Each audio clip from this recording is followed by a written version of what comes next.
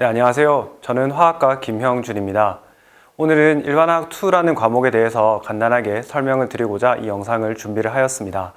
수강생들 분들 중에서 대부분이 아마 저와 함께 지난 학기 일반화학 1을 수강하셨던 분이라고 생각이 되는데요.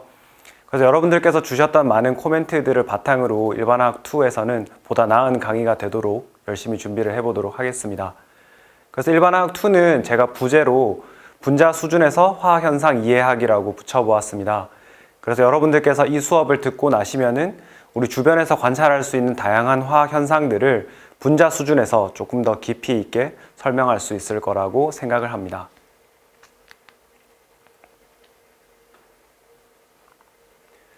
네, 그래서 우리가 일반화학 2라는 과목의 특성에 대해서 먼저 같이 한번 살펴보도록 하겠습니다.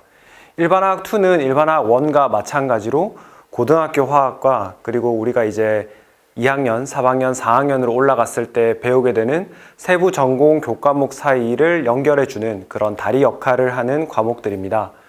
그래서 일반화학 2에서는 산염기, 그 다음에 평형, 그 다음에 연력학 이렇게 굉장히 중요한 개념들이 많이 등장하기 때문에 일반화학 1에 비해서는 사실 조금 더 어려운 것이 많이 그런 학생들이 그렇게 느낍니다. 근데 이제 너무 제가 겁을 주는 것 같긴 한데 여러분들께서 강의를 열심히 들으시고 또 복습을 열심히 하신다면은 그렇게 어렵지 않게 따라오실 수 있을 거라고 생각을 합니다. 그래서 여러분들께서 주로 관심이 있으실 그 평가 계획, 평가 방법에 대해서 간단하게 말씀을 드리면은 그래서 일반화학 1과 마찬가지로 중간고사와 기말고사가 지필고사 형식으로 각각 30%씩 반영이 될 예정이고 일반화학 1과의 가장 큰 차이점이라고 한다면은 이제 일반화학 1에서는 우리가 과제 20%로 성적을 반영을 하였었는데 일반화학 2에서는 여러분들의 그 학업 성취도를 제가 조금 더 적극적으로 파악하기 위해서 매 챕터가 끝날 때마다 퀴즈를 보게 될 겁니다. 그래서 그 퀴즈가 10% 정도로 성적에 반영이 될 예정입니다. 그리고 출석의 경우에는 일반화학 1과 마찬가지로 우리가 동영상 수업으로 진행할 예정이기 때문에 동영상 시청을 통해서 출석을 체크할 예정입니다. 그래서 우리가 일반화학 1에서 배운 그 챕터들의 제목을 제가 쭉 써보았습니다. 그래서 우리는 원자에서 출발해가지고 양론, 그 다음에 수용액에서의 반응을 배웠고 이제 열화학에서 이제 연력학의 기초를 다졌습니다. 그 다음에 양자 이론을 통해서 원자의 전자 구조들을 학습을 하였고 그것을 바탕으로 우리가 왜 원자들에게서 반복된 현상들이 나타나는지를 주기율표를 이해를 하였고 이제 그것을 바탕으로 우리가 화학 구조, 그러니까 어떤 분자식, 1차원의 분자식을 가지고 그거를 2차원인 루이스 구조를 그린 다음에 VSEPR을 적용을 해가지고 3차원의 분자 기하 구조를 예측하는 것까지 배웠습니다. 만약 여러분들께서 제가 지금 드리는 말씀이 무슨 말인지 정확하게 잘 모르겠다 그러면은 일반화학 1을 교과서를 꺼내 가지고 다시 한번 천천히 읽어 보시기를 권해 드리겠고요. 그럼 일반화학 2에서 배우게 되는 것은 총 이렇게 9개의 챕터가 되겠습니다. 일반화학 2는 이제 우리가 앞으로 배우게 될 내용이니까 조금 더 자세하게 하나씩 살펴보도록 하죠. 그래서 기체 첫 번째 단원은 이제 기체가 되겠습니다. 그래서 우리가 어떤 것들을 공부할 때 사실 가장 간단한 시스템에서부터 출발을 하는 게 맞죠. 그래서 기체의 경우에는 기체를 구성하고 있는 원자 혹은 분자 사이의 거리가 굉장히 멀기 때문에 우리가 각각을 독립적인 개체로 인지를 할 수가 있습니다. 그래서 가장 간단한 시스템인 기체를 먼저 배우게 될 것이고요. 그래서 기체에서 기체를 묘사하는 온도, 그 다음 부피, 압력, 분자의 개수 이런 변수들 간의 상관관계를 학습을 하게 되겠습니다. 그 다음에 배우게 될 내용은 이제 액체와 고체의 물리적 성질이 되겠는데요. 앞서 말씀드렸던 기체의 경우에는 분자 간 사이의 거리가 굉장히 멀기 때문에 분자 간의 힘이 작용하지 않는 그런 상태가 되겠습니다. 근데 이제 액체와 고체처럼 분자 사이의 거리가 점점 더 가까워지면은 분자 간 힘이 유의미하게 작용을 하게 되고 그 결과로 인해서 지금 보시는 그 공 그림이 있죠. 이 공처럼 입자들이 조밀하게 쌓이게 됩니다. 그래서 우리는 분자 간 힘의 종류 그리고 분자 간의 힘이 왜 생기는지 그런 것들을 학습을 하여 가지고 액체와 고체의 물리적 성질을 이해해 보고자 합니다. 네. 12장의 경우에는 10장과 11장에서는 기체와 액체, 고체를 이루고 있는 물질들이 주로 순물질, 그러니까 한 가지의 종류로만 이루어져 있는 물질들이었는데요. 12장에서 우리는 용매와 용질의 균일 혼합물인 용액의 물리적 성질을 다루게 됩니다. 그래서 용액이 되었을 때 끓는 점, 어는 점, 증기압 같은 것들이 어떻게 바뀌는지를 공부를 해볼 예정이고요. 13장에서는 10장, 11장, 12장과 달리 앞서 우리는 주로 물질의 상태, 그 물질이 어떤 형태로 주어져 있나 그것에 주안점을 두었다면은 13장에서는 화학 반응, 그러니까 A라는 물질이 B라는 물질로 어떻게 바뀌어 가는지를 주로 살펴볼 겁니다. 그래서 이 화학 반응에서의 속도, 그러니까 A라는 물질이 B로 얼마나 빠르게 바뀌어 가는지 이런 것들을 학습을 할 것이고, 그리고 그것들을 바탕으로 반응 메커니즘이라고 하는 것을 어떻게 조사하는지에 대해서 배우게 될 예정입니다. 그리고 14장은 화학 평형인데요. 13장에서는 우리가 화학 반응이라고 했을 때 정반응에서 그러니까 반응물에서 생성물이 되는 그 한 방향만 다루었다면은 14장에서는 반응물이 생성물이 되는 정반응, 그 다음에 생성물이 반응물로 돌아가는 역반응을 모두 다루는 평형을 이야기하게 될 겁니다. 그래서 이 평형이라고 하는 개념이 일반화학 2에서 가장 중요한 컨셉 중에 하나인데요.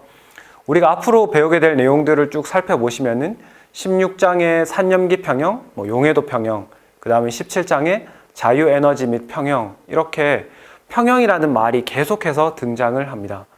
사실 여러분들께서 14장을 제대로 이해를 하지 못하면은 16장, 17장을 공부할 때도 굉장히 어렵게 느껴질 거예요. 그러니까 꼭 14장을 조금 어려우시더라도 시간을 많이 투자를 하셔가지고 철저하게 이해를 하시기를 당부드리겠습니다. 이렇게 해서 이제 10장부터 14장까지 5개의 챕터가 중간고사 범위가 되겠고요. 15장은 산과 염기가 되겠습니다. 그래서 우리가 익히 알고 있는 아레니우스의 산과 염기의 정의를 더 확장을 시켜 나갈 것이고, 그리고 용액 내에서의 산성도를 결정하는 그런 방법들을 배우게 될 것이고요. 16장은 이제 산염기의 평형, 그 다음에 용해도 평형이 되겠습니다. 15장에서 배웠던 산염기 그런 간단한 시스템보다 조금 더 확장을 해가지고 약산에서 산성도를 계산하는 방법, 그 다음에 여러 가지 이온들이 이미 존재하고 있을 때 산성도를 계산하는 방법, 그리고 산염기 중화 반응에 따른 산성도의 변화, 이런 것들을 계산하는 방법들을 배우게 될 것이고요. 17장은 이제 엔트로피, 자유에너지 및 평형이라고 해서 우리가 앞서 1학기 때 챕터 9였죠. 거기에서 배웠던 열화학을 조금 더 확장하는 단원이 되겠습니다. 그 말인 즉슨 여러분들께서 9장을 제대로 이해하지 못했다라고 하시면은 이 17장을 또 따라가는데 상당히 어려움이 있을 것이기 때문에 9장 복습을 철저하게 하시는 것을 권해드리고, 17장에서 우리가 주로 배우게 될 것은 이제 엔트로피라는 개념입니다. 이 엔트로피라고 하는 말은 이제 자연과학을 넘어서서 인문학이나 우리 일상생활에서도 자주 쓰일 정도로 많이 쓰이는 용어가 되었는데, 이 자연과학에서는 엔트로피를 어떻게 정의하는지, 그리고 이 엔트로피로부터 우리가 어떤 반응의 방향성을 어떻게 설명할 수 있는지를 배우게 되겠습니다. 그리고 이제 대망의 마지막 챕터 18장은 전기화학인데요. 여러분들께서 전기화학이라고 딱 들으시면은 이 오른쪽에 있는 그림처럼 배터리를 가장 먼저 생각을 하실 겁니다. 그래서 배터리라고 하는 것은 단순하게 화합물에 어떤 저장되어 있는 화학 에너지를 전기 에너지의 형태로 바꾸어 주는 것을 말하는데요. 그래서 우리는 산화환원 반응을 이해를 하고 산화환원 반응식을 꾸미는 방법에 대해서 학습을 할 겁니다. 그래서 그런 것들을 바탕으로 어떤 다양한 화학 반응에서 얼마 정도의 전기 에너지를 뽑을 수 있는지, 기전압 같은 것들을 계산하는 것들을 배울 것이고, 최종적으로는 다양한 종류의 배터리에 대해서도 배우게 될 것입니다. 이렇게 해서 이제 15장부터 18장이 기말고사를 이루는 4개의 챕터가 되겠습니다. 네, 그럼 지금부터는 실제로 강의가 어떻게 진행이 되는지에 대해서 말씀을 드리려고 하는데요. 앞서 말씀드린 것처럼 일반화학 2도 일반화학 1과 마찬가지로 영상으로 수업을 진행을 하게 됩니다. 다만 일반화학 1에서는 이제 PPT를 가지고 저희가 강의를 진행을 하였었는데 이제 강의에 현장감이 조금 부족하다 이런 코멘트가 있어가지고 이제 일반화학 2에서는 제가 직접 판서를 하면서 이제 여러분들이 그것을 보시고 필요한 부분은 여러분들이 같이 필기를 하는 그런 형식으로 수업을 진행을 하려고 합니다. 그 현장감을 조금 더 넣기 위해서 이런 시도를 해보는 것이라고 이해를 해주시면 되겠고, 그리고 앞서 말씀드린 것처럼 이제 매 챕터가 끝날 때마다 해당 수업에서 가장 중요한 개념들을 다시 복습을 할 겁니다. 그래서 그것을 위해서 제가 이제 한 3문항에서 5문항 정도를 퀴즈로 낼 생각이고요. 그러니까 퀴즈는 정말 간단한, 정말 수업을 들었으면은 못 풀 수 없는 수준의 문제로만 이루어질 겁니다. 그러니까 만약에 여러분들께서 내가 퀴즈를 스스로 풀지 못하겠다, 혹은 퀴즈를 풀었는데 답이 맞지 않다, 이런 경우에는 조금 내가 이 강의에 대한 이해도가 조금 떨어지는 거라는 것을 말을 해주는 거니까 영상을 다시 보시던지 책을 다시 읽어보시는 방식을 통해서 꼭 복습을 더 하시기를 권해드리겠고요. 그리고 1학기 때와 마찬가지로 여전히 온라인 오피스 아워를 운영할 생각입니다. 시간은 우리 월요일, 금요일인가요? 월요일, 수요일인가 제가 지금 정확하게 생각이 안 나는데 월요일 10시 반에서 11시 반에 시간을 잡아 놓았습니다. 그래서 이제 그 시간에 들어오시면은 이제 우리가 화상을 통해서 서로 이제 얼굴도 보고 질문한 것, 궁금한 것도 질문하고, 또 여러분들이 수업에서 어떤 개선사항 아니면은 나는 이런 수업에 대해서 이런 코멘트가 있다 하시는 것들을 말씀해 주시면은 의견을 수렴하도록 하겠습니다. 네, 그리고 마지막으로 이제 제 유튜브를 조금 소개를 드리려고 하는데요. 제 광고를 하려고 하는 것은 아니고, 여러분들께서 이제 아무래도 비대면 수업을 진행하다 보니까 아직까지 친구들도 많이 못 만났고 이래서 숙제 문제를 풀다가 어려움을 호소하시는 분들이 많이 있으신 것 같아요. 그래서 제가 일일이 그거를 다 만나서 풀어주고 설명해 줄 수 있으면 더 좋겠지만 그럴 수 없는 상황이기 때문에 제가 숙제 문제를 푸는 영상을 제 유튜브에 올려놓았습니다. 그래서 필요하신 분들은 참조를 하시면 되겠고요.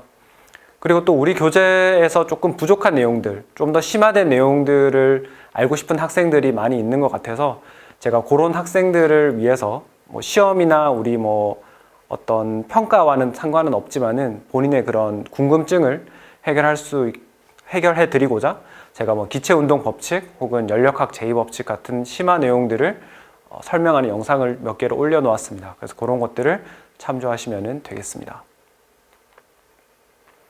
네, 이렇게 해서 이제 일반화학 2가 어떤 과목인지 그리고 어떻게 진행되는지를 간단하게 설명을 드렸습니다.